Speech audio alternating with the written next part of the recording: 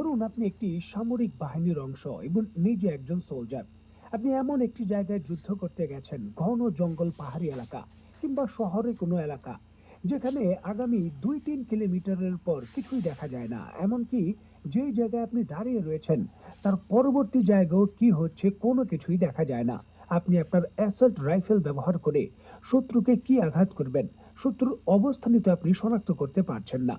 ঠিক এমতো অবস্থায় যদি এমন কোনো প্রযুক্তি আপনার হাতে থাকতো, আপনি শুধু আপনার অ্যাসল্ট রাইফেল থেকে ট্রিগারটি চাপবেন, সাথে সাথে একটি কৃত্রিম বুদ্ধিমত্তা সম্পন্ন গুলি বেরিয়ে যাবে, আকাশে এসে 40 মিনিট ধরে চক্কর দেবে এবং 40 কিলোমিটারের মধ্যে শত্রুর অবস্থান যেই জায়গায় রয়েছে শত্রুকে শনাক্ত করে তারপর তার দিকে সে ধাবিত হবে আক্রমণের জন্য এবং সরাসরি সেখানে গিয়ে আঘাত করবে। এমনকি শত্রু যদি সেখান থেকে বাঁচার জন্য তার দিকও পরিবর্তন করে, আপনার গুলি তার সাথে সাথে দিক পরিবর্তন করবে। আমি জানি আপনাদের সবার মনেই কিন্তু এই প্রশ্নটা জাগবে যে এটা সম্ভব নয়, অসম্ভব ব্যাপার, বর্তমানে তো অন্তত অসম্ভব। তবে বাস্তবতা ভিন্ন কথা বলে। দেখুন, এটা আবিষ্কার করা শুধু সম্ভবই নয়, এটা বর্তমান যুদ্ধক্ষেত্রে রয়েছে এবং ইসরায়েল দীর্ঘ 40 বছর গবেষণা করে 미국에서는 해골을 도끼질한 나온다면서요.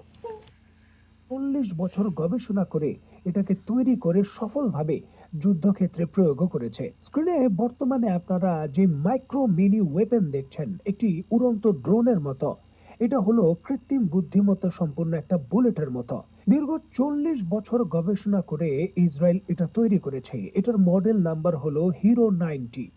মাত্র 3.5 কেজি ওজন এবং এটার ভেতর প্রায় 1.5 কেজি সম পরিমাণ এটা পেলোড বহন করতে পারে। এই অস্ত্রটি বহন করা খুবই সহজ। স্ক্রিনে নিশ্চয়ই আপনারা দেখতে পাচ্ছেন একজন সোলজার বহন করছে।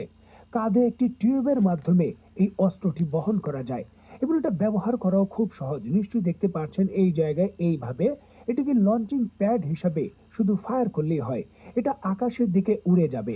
40 কিলোমিটার রেঞ্জের মধ্যে এই প্রযুক্তি তার শত্রুকে আকাশে উড়ন্ত কৃত্রিম বুদ্ধিমত্তার বুলেটের মতো খুঁজে বেড়াবে এবং যদি সে তার টার্গেটকে খুঁজে পায় নিখুঁতভাবে সেই দিকে ড্রাইভ করবে। এই অস্ত্রটি যেহেতু কৃত্রিম বুদ্ধিমত্তা সম্পূর্ণ, সুতরাং এর মেমোরিতে যদি আপনি কোডিং করে দেন যে মিলিটারি গাড়ি দেখলেই সেখানে আঘাত করবে, তাহলে সে মিলিটারি গাড়ি দেখলে আঘাত করবে।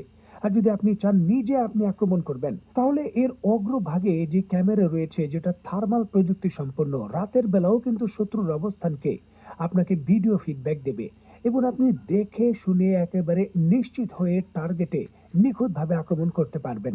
এটাই হলো প্রযুক্তি। ইসরায়েল এই প্রযুক্তি বহুবার যুদ্ধক্ষেত্রে ব্যবহার করেছে। দেখুন, এটা একটা নিখুঁত প্রযুক্তি এবং গুপ্ত হত্যার কাজেও কিন্তু ইসরায়েল এটা বহুবার ব্যবহার করেছে। হামাসের বিরুদ্ধে ব্যবহার করেছে, হিজবুল্লাহর বিরুদ্ধে ব্যবহার করেছে।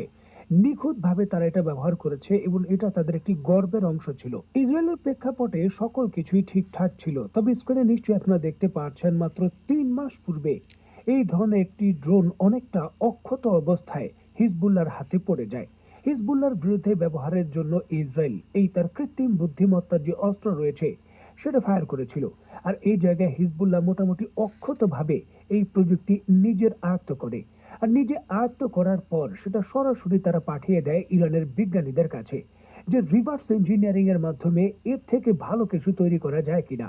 কারণ এর পূর্বে যত ইসরায়েলের প্রযুক্তি ইরানের হাত লেগেছে, ইরান এর থেকেও ভালো প্রযুক্তি আবিষ্কার করেছে। ইসরায়েলের স্পাইক এন্টি ট্যাঙ্ক মিসাইল থেকে ইরান যে তুফান মিসাইল তৈরি করেছে এন্টি ট্যাঙ্ক, সেটা কিন্তু বেশি শক্তিশালী এবং রেঞ্জও বেশি। যে অত্যন্ত গুরুত্বপূর্ণ এই বিষয়টিকে কেন্দ্র করে স্ক্রিনে নিশ্চয়ই আপনারা দেখতে পাচ্ছেন ইসরায়েলের সংবাদ মাধ্যম দ্য জেরুজালেম পোস্ট নিশ্চিত করছে যে 40 বছর গবেষণা করে ইসরায়েল যে মাইক্রো ক্রিটিক্যাল টেকনোলজি আবিষ্কার করে যুদ্ধক্ষেত্রে মোতায়েন করেছে, সেটা 40 দিনেই কিন্তু ইরান ছুমন্তর করে দিয়েছে এবং তারা নিজেদের আয়ত্ত করে কয়েকটি ভেরিয়েন্টের, এই জায়গায় শুধু একটি ভেরিয়েন্টের নয়, অন্তত 4-5টি ভেরিয়েন্টের লং রেঞ্জের এবং ছোট রেঞ্জের তারা এগুলো তৈরি করে প্রকাশ্যে এনেছে। অত্যন্ত গুরুত্বপূর্ণ এই বিষয়টিকে কেন্দ্র করে স্ক্রিনে নিশ্চয়ই আপনারা দেখতে পাচ্ছেন ইরানের অন্যতম বড় গণমাধ্যম তাসমিন নিউজ এক্ষেত্রে একটি ভিডিও প্রকাশ করেছে এবং এর প্রোডাকশন লাইন দিয়ে ইরান যে হাজার হাজার এই ধরনের অস্ত্র তৈরি করে অলরেডি যুদ্ধক্ষেত্রে প্রেরণ করে দিয়েছে সেটাও নিশ্চিত করেছে। দেখুন, এটা একটা সক্ষমতার নতুন দিগন্ত উন্মোচন করা। ইসরায়েলের যে প্রযুক্তি আয়ত্ত করতে এবং প্রোডাকশন লাইন দাঁড় করাতে যুগের পর যুগ সময় লেগেছে, ইরান মাত্র কিছুদিনের ভেতরেই সেটা আয়ত্ত করে প্রোডাকশন লাইনের মাধ্যমে প্রোডাকশন তৈরি করে তার মিত্র, তার আইআরজিসি এবং হুতিদের কাছে পৌঁছে দিয়েছে। দেখুন, হামাসের কাছে এগুলো পৌঁছানোর বর্তমানে চেষ্টা করা হচ্ছে। আর যদি সফলভাবে পৌঁছে যায়, তাহলে গাজা উপত্যকায় ইসরায়েলি সামরিক বাহিনীকে খুঁজে খুঁজে তাদের উপর আঘাত করার যে প্রক্রিয়াটা, সেটা আরো সুনির্দিষ্ট হবে এবং আরো নিরাপদ এবং নিখুঁত হবে। এই প্রযুক্তিটি আয়ত্ত করা একটা নতুন টেকনোলজিক্যাল মার্ভেল অর্জন করার মতো। 40 কিলোমিটার রেঞ্জের এত ছোট একটি ড্রোন সিস্টেমের মধ্যে কৃত্রিম বুদ্ধিমত্তা দেওয়া সহজ বিষয় নয়। এখানে টেকনোলজিক্যাল অ্যাডভান্টেজ এবং ক্রিটিক্যাল যে ছোট ছোট যন্ত্রাংশ সেগুলো তৈরি করতে লাগে। যে ইরানের বিজ্ঞানীরা সফলভাবে এই যে ব্যারিয়ার রয়েছে, বাধা রয়েছে, সেটা অতিক্রম করেছে এবং তারা তৈরি করেছে এই মাইক্রো ক্রেডিটেড ড্রোনগুলো। ইরান এই ছোট কৃত্রিম ড্রোনগুলোর নাম দিয়েছে রাজবান এবং ব্যাপক ভিত্তিতে প্রোডাকশন করে তাদের পদাতিক বাহিনীতে তারা যুক্ত করেছে এবং তারা নিশ্চিত করেছে যেটা হয়েছে। মাত্র 3 মাসের মধ্যেই তারা এই অসম্ভবকে সম্ভব করেছে। সুতরাং এই জায়গায় বোঝা যায় যে ইরানের বিজ্ঞানীদের ক্ষমতা কি এবং তাদের প্রোডাকশন লাইনের সক্ষমতাটা আসলে কোন জায়গায় গিয়ে দাঁড়িয়েছে। দেখুন, যুক্তরাষ্ট্র এবং ইসরায়েলের মতো দেশের কাছে হাইটেক টেকনোলজি থাকতে পারে এবং তাদের কাছে হতে পারে যে অর্থনৈতিক বড় সক্ষমতা রয়েছে, তবে প্রোডাকশন লাইনের সক্ষমতা এবং কৌশলগত কারখানা একেবারে নিরাপদ জায়গায় অবস্থানের ক্ষেত্রে এখনো কিন্তু ইসরায়েল ইরানের কাছে শিশু। ইসরায়েলের মতো দেশ 2 সপ্তাহের বেশি যুক্তরাষ্ট্রের সহযোগিতা ব্যতীত যুদ্ধ করতে পারবে না। খোদ যুক্তরাষ্ট্রের সিআইএ এই তথ্য নিশ্চিত করেছে। আর অপরদিকে যদি আপনি ইরানের কথা দেখেন, মাত্র একদিন পূর্বেও ইরান তার আন্ডারগ্রাউন্ড মিসাইল সিটির প্রকাশ্য ভিডিও দিয়েছে, যেখানে শত শত missile, ballistic missile ready to fire অবস্থায় রয়েছে ইসরায়েলের দিকে তাক করে। এবং সেখানে প্রোডাকশন লাইনও রয়েছে, যেখানে যুদ্ধকালীন পরিস্থিতির মধ্যে লাগাতার উৎপাদন হবে এবং প্রোডাকশন থেকে সাপ্লাইও দেওয়া যাবে।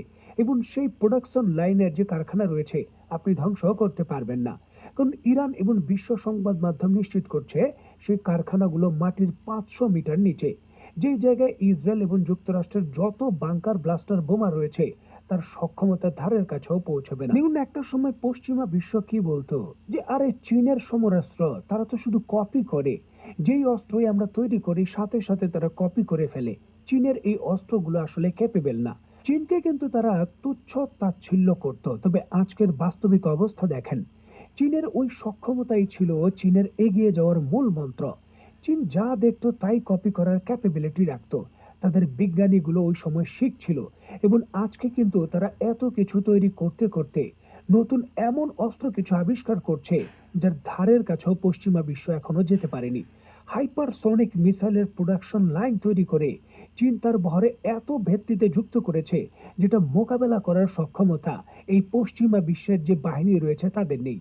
চীন শুধু এটা প্রোডাকশন লাইনই তৈরি করেনি, ইরানের মতো দেশকে দিয়েছে, এমনকি হুতিদের মতো দেশও এটা ব্যবহার করছে।